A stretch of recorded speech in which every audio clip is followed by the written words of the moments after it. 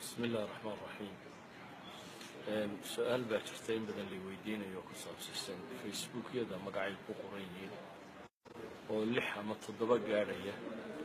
فيسبوك يدا هوايرات لما أنت منا أنا بملكي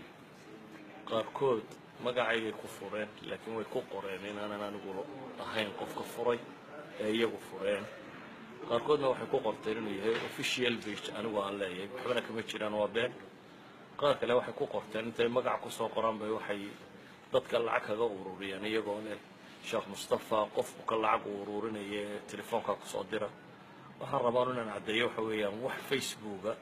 oo magacaygu ku qoran yahay oo anigu aan leeyahay ama mas'uul ka ahay ama aan maamula haba yaraatay ma jiro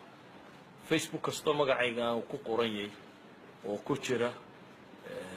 netka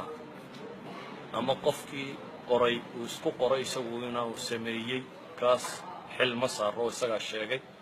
inta sheegatay inaan anigu mas'uul ka ahay ama official page-kayga uu yahay ama fataawo ku qoro fataawo badan baan arkay oo la soo qoray oo la leeyahay Sheekh Mustafa fatwooday waxaas oo dhan midnaba wax kama jiraan sallallahu alayhi wa sallam wa ala alihi wa sahbihi wa sallam